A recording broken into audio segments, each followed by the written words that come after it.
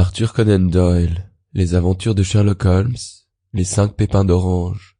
lu par Gaël Pettinaroli. Quand je jette un coup d'œil sur les notes et les résumés qui ont trait aux enquêtes menées par Sherlock Holmes entre les années 82 et 90, j'en retrouve tellement dont les caractéristiques sont à la fois étranges et intéressantes qu'il n'est pas facile de savoir lesquelles choisir et lesquelles omettre. Quelques-unes, pourtant, ont déjà bénéficié d'une certaine publicité grâce aux journaux et d'autres n'ont pas fourni à mon ami l'occasion de déployer ces dons exceptionnels qu'il possédait à un si haut degré et que les présents écrits visent à mettre en lumière. Quelques-unes, aussi, ont mis en défaut l'habileté de son analyse et seraient en tant que récit des exposés sans conclusion. D'autres, enfin, n'ayant été élucidées qu'en partie, leur explication se trouve établie par conjectures et hypothèses plutôt qu'au moyen de cette preuve logique absolue à quoi Holmes attachait tant de prix.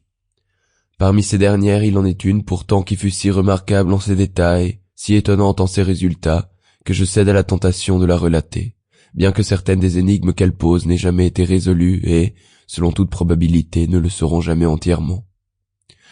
L'année 87 nous a procuré une longue série d'enquêtes d'intérêt variable dont je conserve les résumés. Dans la nomenclature de cette année-là, je trouve une relation de l'entreprise de la chambre Paradol,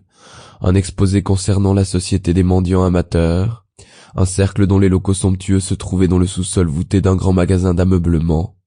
des précisions sur la perte de la barque anglaise Sophie Henderson, sur les singulières aventures de Grace Patterson aux îles d'Ufa, et enfin sur l'affaire des poisons de Camberwell. Au cours de cette enquête, Sherlock Holmes, on ne l'a pas oublié, parvint, en remontant la montre du défunt, à prouver qu'elle avait été remontée 2 heures auparavant et que, par conséquent, la victime s'était couchée à un moment quelconque de ces 2 heures-là, déduction qui fut de la plus grande importance dans la solution de l'affaire. Il se peut qu'un jour je retrace toutes ces enquêtes, mais aucune ne présente des traits aussi singuliers que l'étrange suite d'incidents que j'ai l'intention de narrer.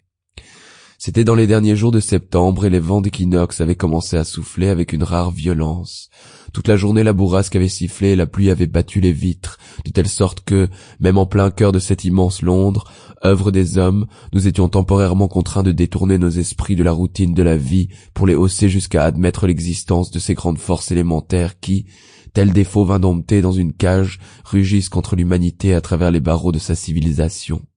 À mesure que la soirée s'avançait, la tempête se déchaînait de plus en plus, le vent pleurait en sanglotant dans la cheminée comme un enfant.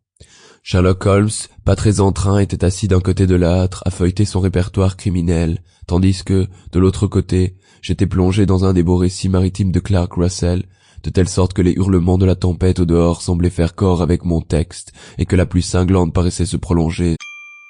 Sample complete. Ready to continue?